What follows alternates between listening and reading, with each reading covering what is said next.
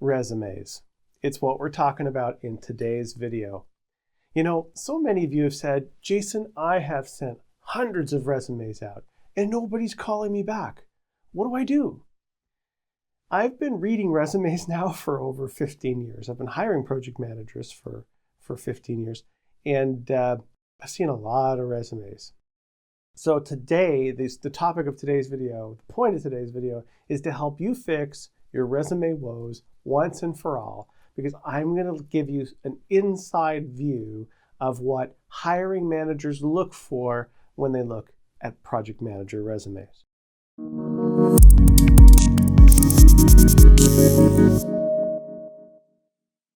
All right, let's get started. Resumes is a meaty topic, so we have a lot to cover today.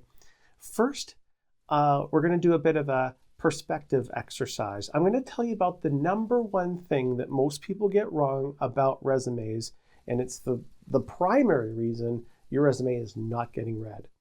Then I'm going to follow it up with 8 tips, just general tips on how to make your resumes 1,000% better. And then I'm going to get into 8 steps that you can follow to prepare a resume that will get you the interview. But before we get into that, I have a little announcement to make.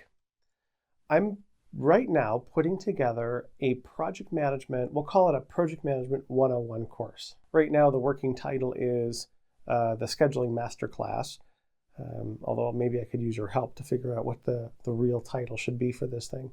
But I'm putting together a course. It's based on a course that I've traditionally delivered live and in person. And it's traditionally been a 3-day long, full day boot camp, if you will, for folks who are just getting started out in a project. So it takes you through the process of establishing yourself as a leader, building your project team, putting your project plan together by doing a WBS, a network breakdown, putting it all into Microsoft Project, doing the resource schedule, leveling to make sure that nobody's overloaded. It talks about how to do effective status meetings. It talks about how do you know you're getting the right status information? Because everyone says, oh, yeah, we're doing fine.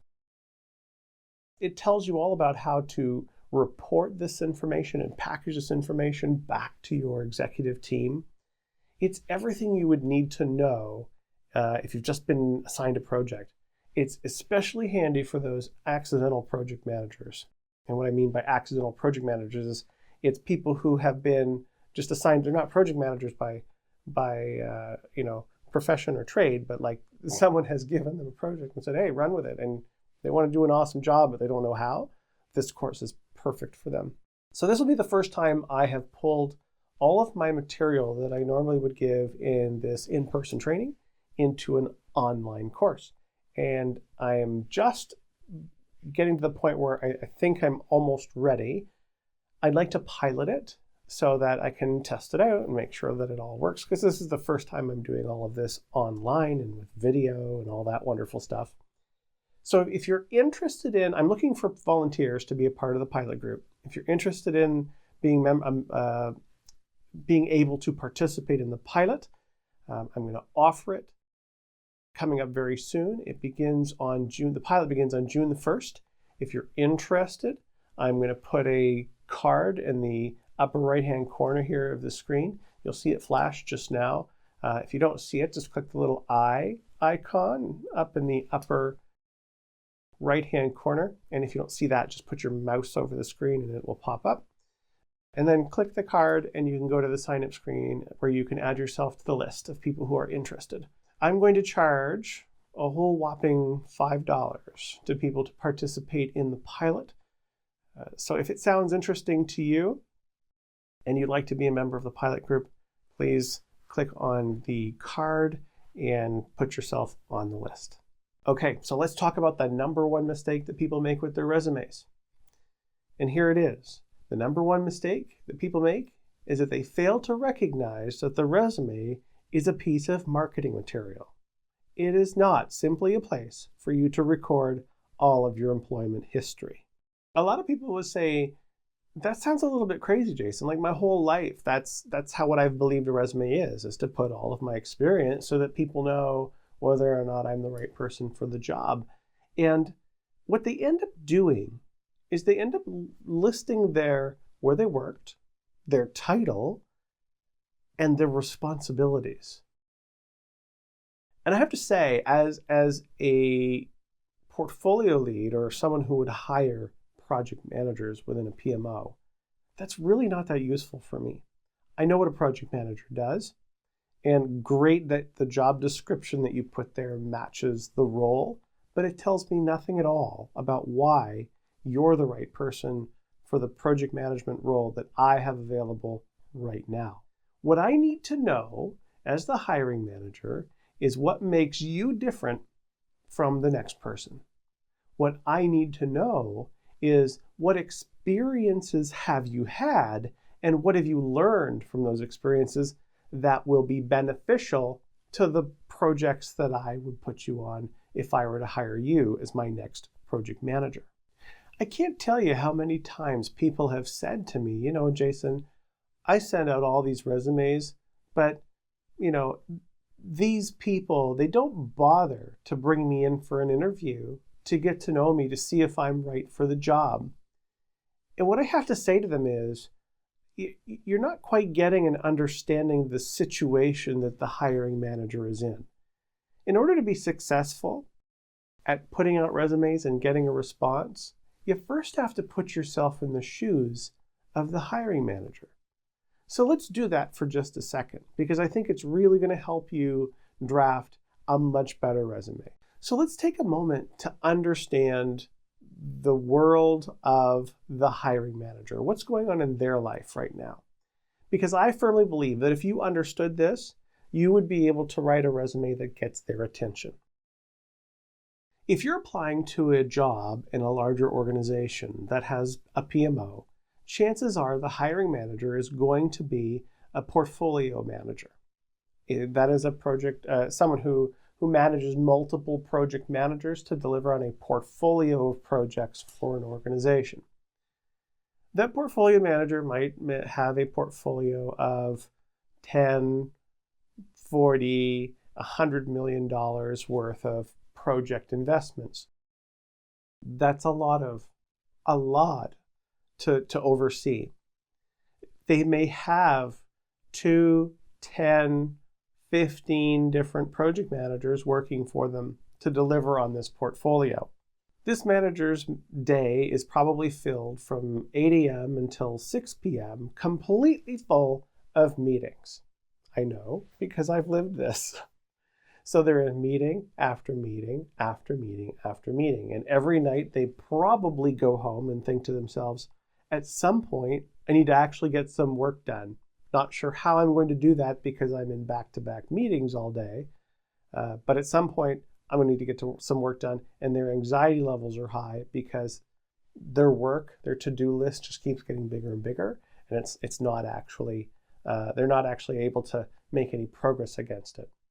Many of you can relate to this. You don't have to be a portfolio manager to have a day in the life that looks just like that.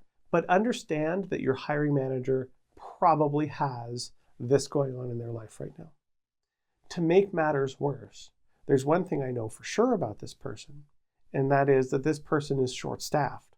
That's the whole reason why they've got a job posting out there that you are now replying to. They have projects in their portfolio that they have more projects in their portfolio than they have project managers to manage them. And so what does that really mean? What that means is that this portfolio manager is probably in even more meetings to keep things moving on those projects that he or she does not have project managers for.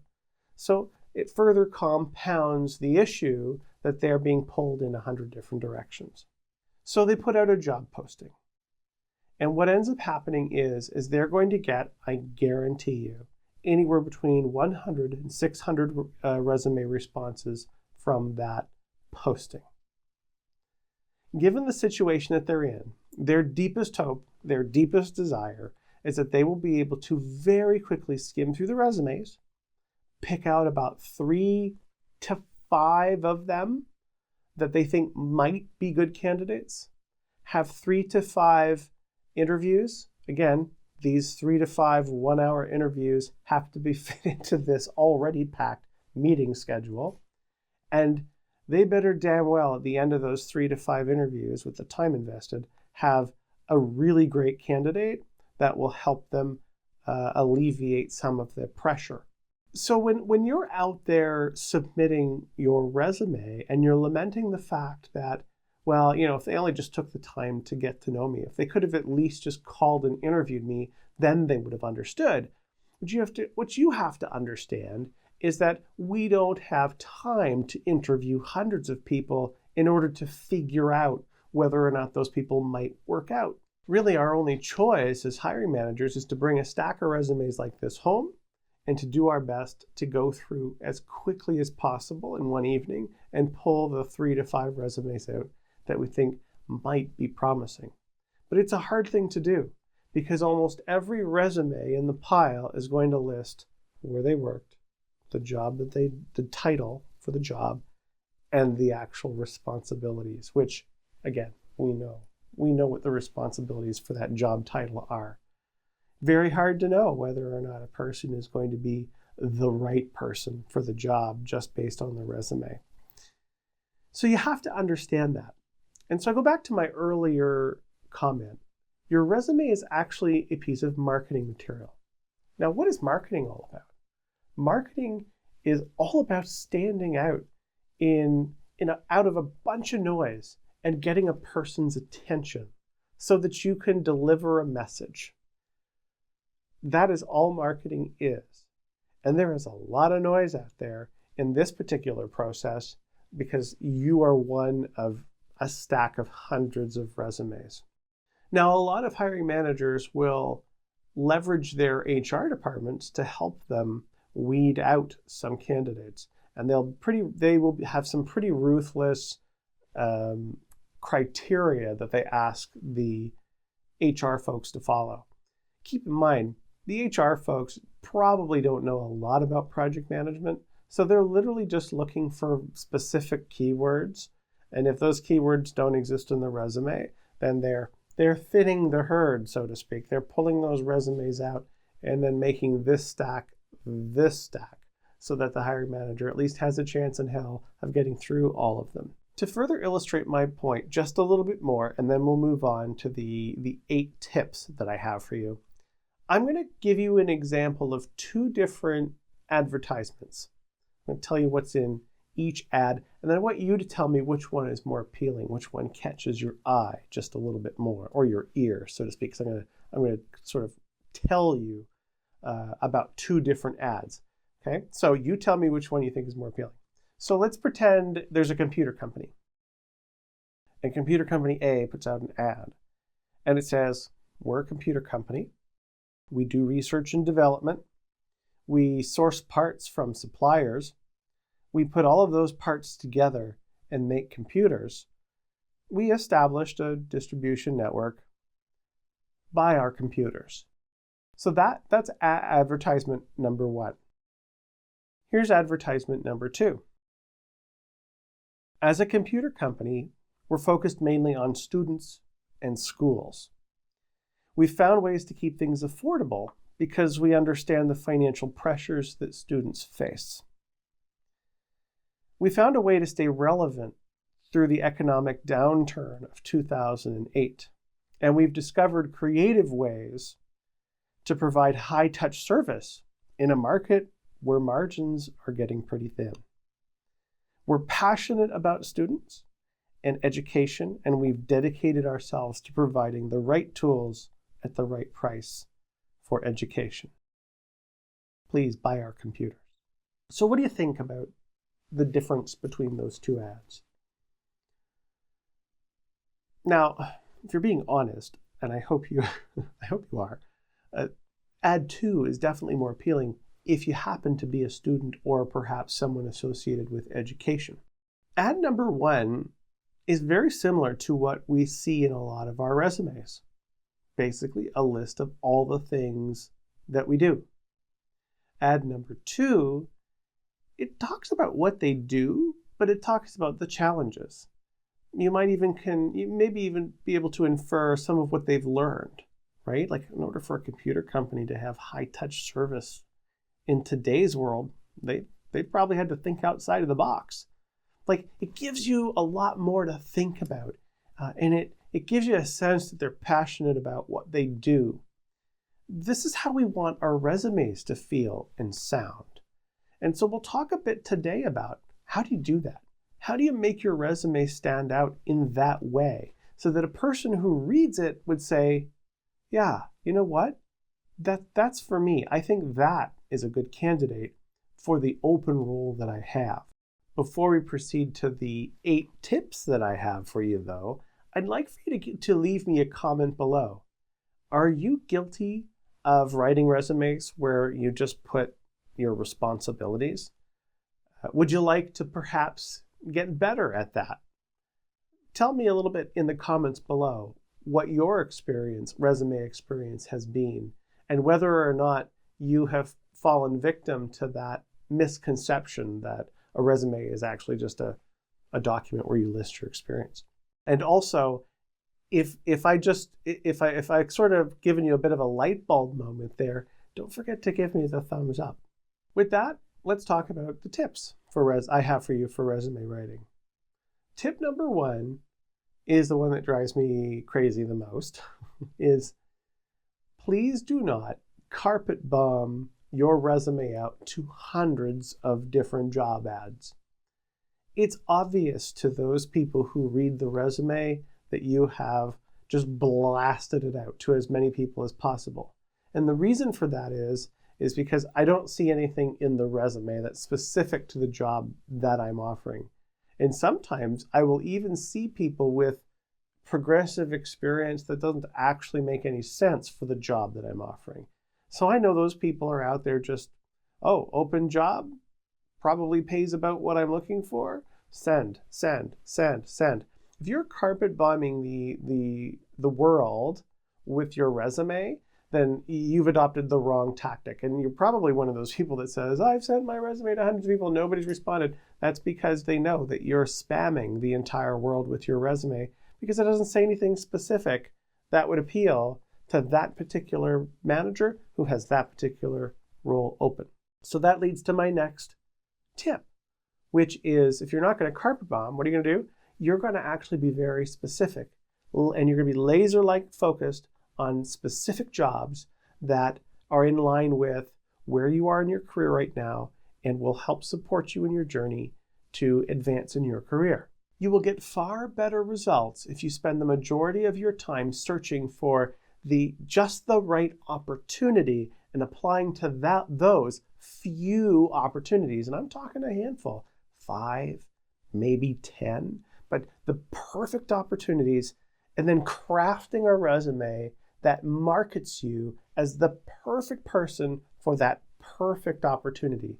That's what job hunting should be about, not just spamming the world with your resume and hoping for the best. That never works out. And I'm telling you, on the other side of it, like it is completely obvious that's what you're doing, and it's a complete turnoff.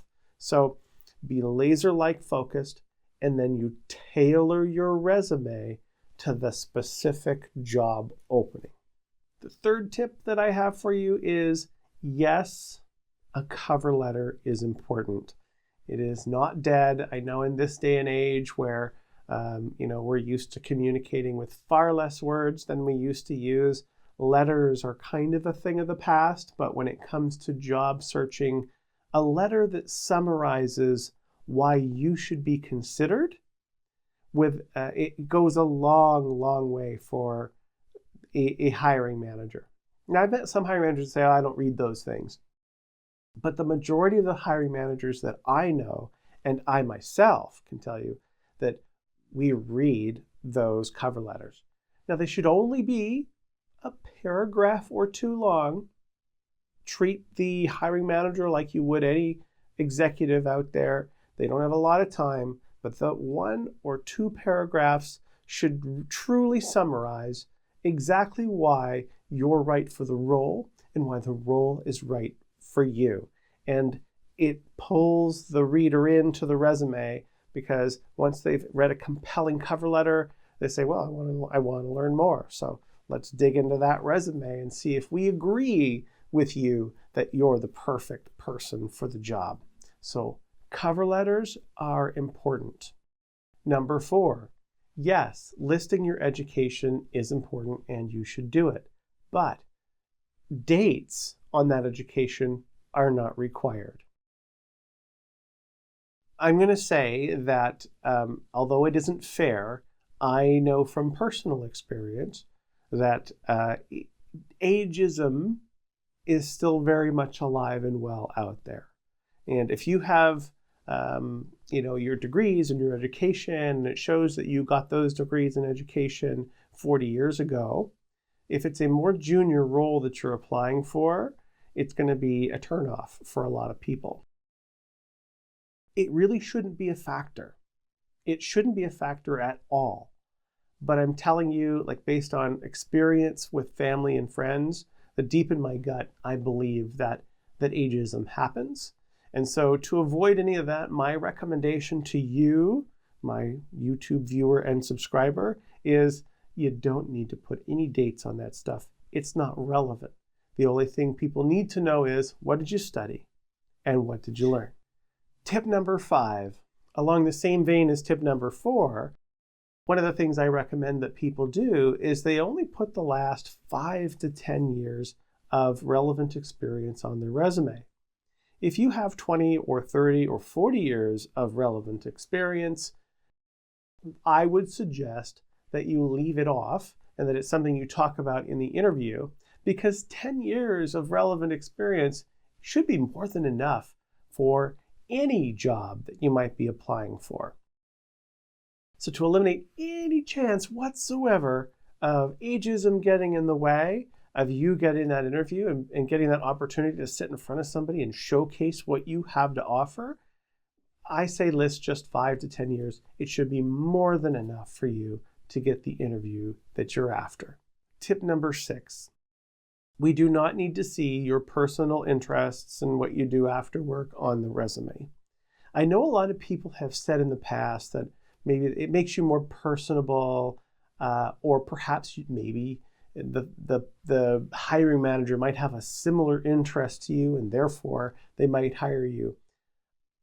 And maybe there might be a hiring manager out there that this would work for, but I can tell you that for myself and for any of the other hiring managers who are living the nightmare of not having enough people to get the job done, I'm not entirely, it's not that I don't care that you like to play tennis.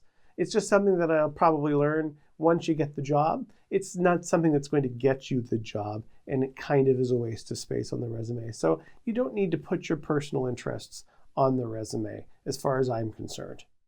Tip number 7, I see a lot of people listing references directly on the resume. This is absolutely not required. I would only need to see references if I've decided that I wanted to move forward with you. I'm certainly not going to, if I don't have time to read every single resume, and if I don't have time to interview every single person that applies, I certainly will not have time to call all of the references. When the time comes and it looks like you might be a good fit for the role, that's when we will ask you for your references. But you do not need to put those on the resume. The 8th and final tip that I have for you is about resume length. Now, a lot of us have had conflicting information about how long a resume should be. I'm here to tell you that the resume should be as long as it needs to be. You've got a certain message that you need to deliver, and if that takes 2 pages or 3 pages, as in the case of one of my resumes, 7 pages, that's fine. It doesn't really matter. What matters is that the person is interested enough to keep reading it. If it's 7 pages of total blasé, like job role, job description information, it's a complete waste of paper. But if it's 7 pages of, here's all the wonderful, valuable stuff that I've learned over the years that can help you deliver on your project portfolio, then it's definitely a good read. I wouldn't want anybody to paraphrase them or to try and really hard to paraphrase their experience down such that it fit on 1 page. Again, the cover letter pulls me in, and the first experience or 2 gives me a general sense as to what I might see in the rest of the pages in the resume. If you've done a poor job there, in the cover letter and in the first page, and the other pages won't get read. If you've done an awesome job there, then the other pages will get read. That's pretty much as simple as that. So don't stress about the size of the resume or the length of the resume. The resume is as long as it needs to be, and that's pretty much the rule that I follow when it comes to resumes. Now, I'm going to take you through the 8 steps that you need to go through in order to create a resume and cover letter that gets noticed and gets you the callback for the interview. Also, don't forget to download your checklist, which will be available to you. I'm going to put a link here on another card, so click on the eye icon here in the upper right-hand corner, and you can download a checklist that you can use to help you prepare and tailor each resume for each job opening that you have selected that you'd like to apply for. All right, so step number 1. If we're not carpet bombing the world with our resume, then what we're doing is we're finding those specific jobs that are right for us, and we're applying to those. So step number 1 is quite simply, go find those jobs. Now, in a previous video, I talked about there's a couple different ways for you, if you're just getting started out in your career, to get started. And that was either find a small company and grow within that company and become a well-rounded individual, but kind of scary because you have to learn everything on the fly, or go to a large company and start from the bottom and work your way up. And the benefits there are you got lots of really experienced people around you that you can learn from. So make your choice. What kind of organization do you want to work for? And then go and find those organizations. Go to the job pages for those companies. See if they're offering any jobs for project managers. Going directly to each company's job board or help wanted page on their website yields the best results. One tool that you can use is as a job board called Indeed.com, or you can use, if you're here in Canada, Eluta, ELUTA.ca. And what those things, I call those sites aggregators. What they do is they have bots that go out to company websites and they find job descriptions and they scrape that information and then they put it in their search engine so that you can find them. I find a lot of new companies that I didn't think about when I go to Indeed and Eluta. But then I typically then try to go directly to the company's website and apply through their system. Because sometimes you also will have, it's kind of funny, what you'll see is you'll see a recruiter listing in Eluta or Indeed, and then maybe 2 or 3 down below, it's the exact same job descriptions, like as though somebody cut and pasted it, but it's for the actual company. Just go directly to the company in that case, and then submit your resume there. That's what I would do. Once you find the jobs that you want to apply to, and I would recommend that you find maybe between 5 and 10 jobs, and it could take you several days to pull all of that together. But once you do, and you've got 5 or 10 job descriptions in your hands, and you want to apply to them, the next thing you'll want to do is to read those descriptions a couple of times. And what you're looking for is what kinds of challenges might that employer be experiencing right now that they need your help with. Now, this could be very difficult, and this exercise, sometimes it yields results, sometimes it doesn't. What I typically do is I grab my highlighter and I start highlighting things that might reveal what some of their challenges are. Maybe their challenge is that it's a larger project or program than they within their organization are used to handling. That might come through in the text. Maybe the issue is there's an external vendor they've never dealt with before. Or maybe they have an issue because they're trying to implement technology that they don't have a lot of familiarity with. Or perhaps they have an issue with difficult stakeholders. Sometimes that information can be implied or inferred in the job description. Grab your trusty highlighter, try to read between the lines a little bit, and then make notes and highlight wherever you think there might be an indication that there's a special need. And if there are any, then you're in luck. That's not always the case. A lot of these job descriptions are cut and paste cookie cutter, and they don't tell you a whole lot, which is part of the problem. But if you do happen to find some of those statements in there that are unusual, then highlight them, and you're going to use them in subsequent steps to tailor your resume. Some other ideas on what you might potentially look for are any mentions of sizes of projects, mentions of project type, environment type. Like they might be very specific, of having a person who has worked in a particular kind of environment. Highlight all of those statements. Another thing you might be able to do, get a little background on what some of the company's current challenges are, is do a bit of reconnaissance on LinkedIn. Again, we've only picked 5 to 10 opportunities here that we're interested in, so we now have the time to do a bit of reconnaissance. We can figure out who works within that department via LinkedIn. They may list what some of their colleagues are. You might be able to get an idea as to some of the structure. You might even happen to know someone who works at that company, and LinkedIn will tell you if you're connected to one of those people. Or if you're maybe 2 connections removed, maybe you can get an introduction and have coffee with someone. Again, this is the beauty of narrowing your selection of which opportunities you want to go for down to 5 to 10. Now, you don't have forever to do this research, but it's very important that you at least try. Another thing you could do is you can go directly to the company's About Us webpage.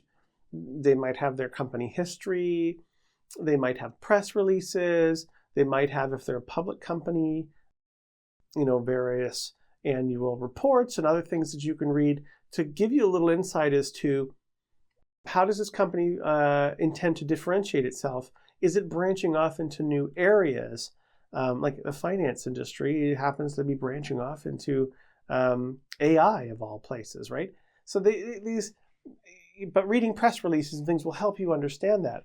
If nothing else, it might give you a little something to talk about when you get in for the interview.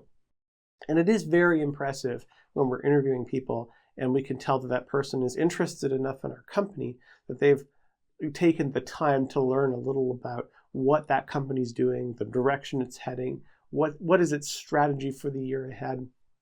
All of these things could be very useful to you as you tailor your cover letter and your resume and respond to those particular job openings. Step number 3 is to prepare your resume to get through the HR filters. What I want you to do on any of the job descriptions or the help wanted ads that you have, I want you to scroll right down to the skills section, the skills and requirements section, and see what's listed there. If they are requiring a 4-year degree, or if they are requiring a specific kind of certification, or are requiring previous experience with a specific type of technology, mark those things down. I'm assuming because you've selected this job opportunity that you meet those criteria, but what you have to remember to do is to make sure that for the inexperienced HR person, you need to have those things, those keywords showing up very prominently in your resume so that you don't get the HR filter issue where it doesn't even get to the hiring manager. They've weeded it out. So look at the skills and requirements section and make sure that you have each of those things represented in your resume so that you can at least be reassured that you're going to be handed off to the hiring manager for a review. Step 4 is where it all comes together.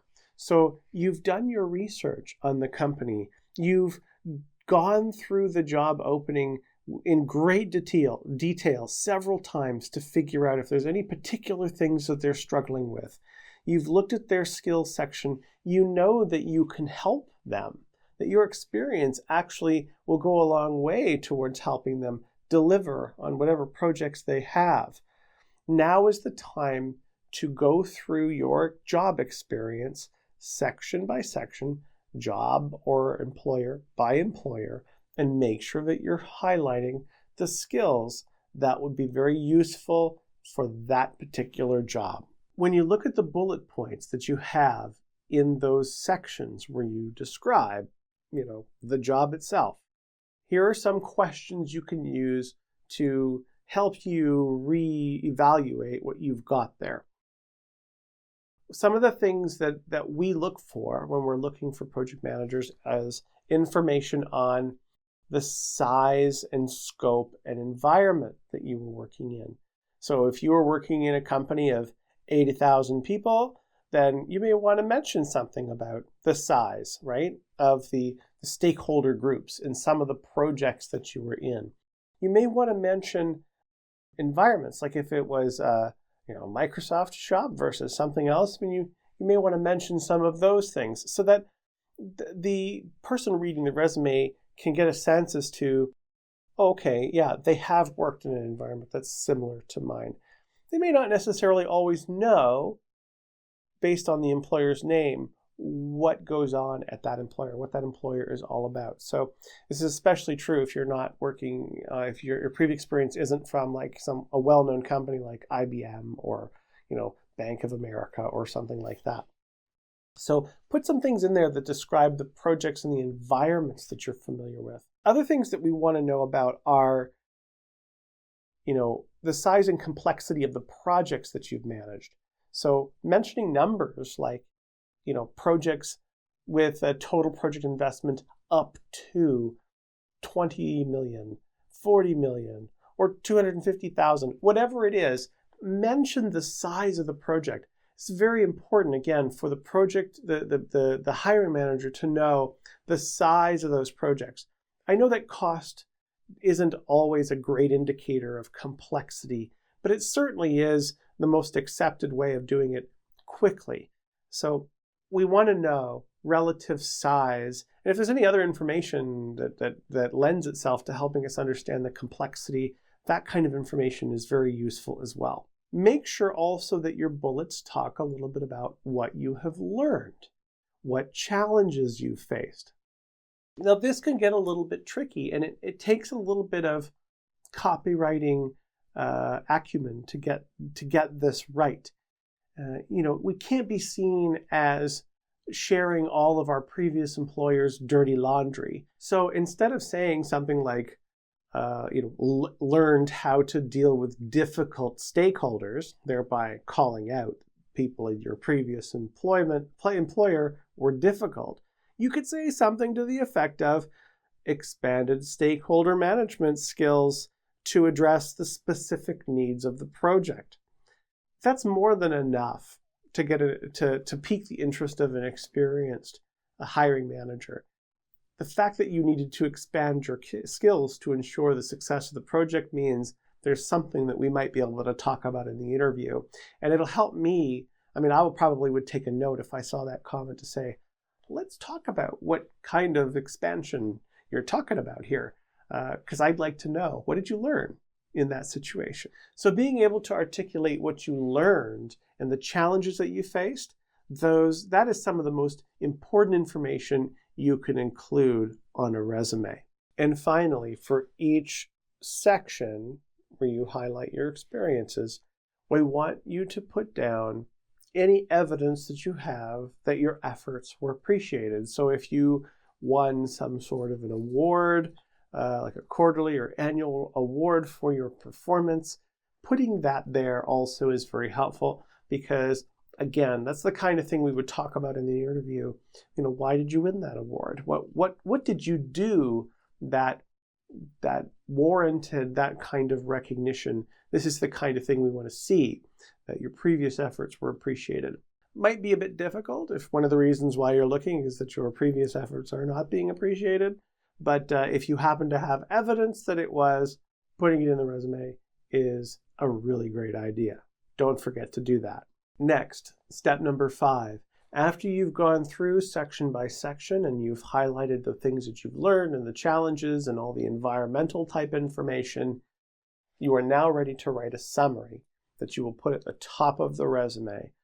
And that summary will list the things that makes you the best candidate for that role. I've seen some people use like an objective statement or whatnot, and those objective statements can work, providing that your objective isn't generic, like, I want to leverage my unique set of skills to make a big difference for company XYZ, which I see that all the time. If the objective is actually really quite crisp, which is looking to work for an organization where I can be with other more experienced PMs and build a career such that I can become a senior PM in a year or two, and the open position is a PM role. That sounds pretty good. It tells me that you'd be motivated in the role that I have available. That kind of thing as an objective would work. But I much prefer the summary. The summary is like, it's an executive summary. It's all the reasons why you are an excellent candidate for the role. Go back through your job history and highlight the points that you think are the most important, would be the most impactful for this employer to see, and bring those together and summarize them such that all of those salient points are right at the top of the resume. Like I said, a resume is a piece of marketing material, and as with all marketing, you have just a few moments to catch a person's interest. Those first few sentences will either draw the hiring manager in and get them to invest more time in looking at those other bullets that you just worked so hard on, or it will turn them off and then you've missed your opportunity. So that summary is so important. It's what actually gets them to read the rest of the resume. Spend some time on it. The next step after you've written the summary is to write the cover letter. The cover letter and the summary are going to be very similar to one another. It's the same kind of information. It's just that the summary is kind of written in third person about you and, candidate with this much experience, blah, blah, blah, blah, blah. The cover letter is more first person. In the cover letter, you're going to say things like, where you saw the job posting, why you're interested in the job posting and the company. If you were referred, you'll want to mention the name of the person that referred you. And then you'll go on to talk about a lot of the stuff, the same stuff that you talked about in the summary, but rewording it a little bit to be more in the language that you would normally see in a letter. Again, that cover letter should only be a couple of paragraphs at most, not too many, because you're going to lose interest if it's way too long. Make it short, make it punchy, and get it done. But you do have to write a cover letter to be taken seriously by a lot of hiring managers. And then there's the final step. And it's one that most people forget to do. Even I forget to do it from time to time. And that is, after you've gone through and you've overhauled your resume and tailored it to the position, you've done your summary, and you've done your cover letter, the next step is to walk away from it all for 24 hours and then come back to it and then go through and read it again. What you'll find is a whole bunch of mistakes that were not visible to you the day before. You're going to go, oh my goodness, there's a whole word missing here. What the hell was I trying to say there? Look at all these spelling mistakes. How did I not see this? I guarantee you. And so it's so very important for you to walk away for 24 hours, come back with a fresh set of eyes, and do a final set of edits. After that, you're ready to apply. Now, depending on the company that you're applying to, you may have to convert all of this to text and upload it into a system, or upload a PDF or what have you, or even email. In some cases, people are still accepting email. Email it to a particular email address. Once you're done editing, you're ready to send. So, in short, if you have the right perspective and you understand that the resume is for marketing, not just listing your job duties over the last X number of years, and you don't carpet bomb, but you get very specific and targeted on the jobs that you want to apply for, and then you spend, now that you've narrowed it down, you can afford now to spend the time to tailor the resume and the cover letter to the job, and you're featuring information that's important, like what have you experienced? What challenges have you overcome? If you put in the effort and the time, I guarantee you're going to get interviews. You won't be saying, Jason, I sent 100 resumes out and didn't get a call. You're going to say, I sent out 5 and 3 of them have asked me back for an interview. I guarantee it. Because no one else is taking the time to put together the right message so that they can get noticed. Everyone else is just doing that carpet bombing and hoping for the best. Don't be that person.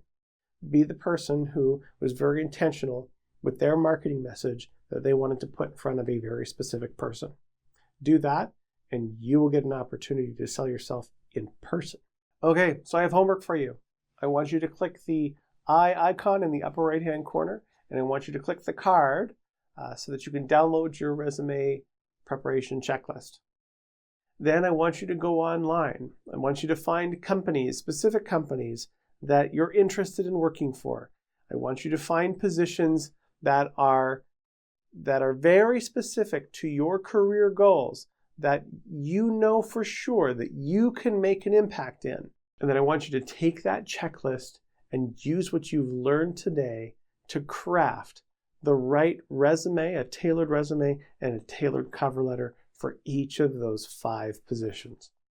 Do that, and I guarantee you're going to get a phone back or an interview. And if you get an interview, I want you to post in the comments below that you did it and you got the interview.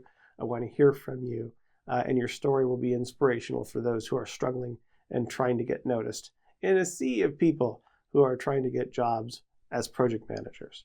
Finally, I just want to encourage you one last time. If you found this information useful and you think other project managers would benefit from it, interact with this video. We are notoriously bad as project managers for interacting with videos. So please press the like button, give me a comment, tell me what was the most important thing you learned today. What are you going to apply? What are you going to do differently on your resume tomorrow? Or if you already have a job, you're not out there looking, maybe you can share with the audience what are some of your experiences. Do you have any tips in addition to the ones that I've given that might be useful for the audience? Please leave those tips in the comment below. With that, I want to thank you very much for sticking with me this afternoon. I hope you found that this was time well spent. With that, I'm going to say goodbye, and we'll see you in the next video.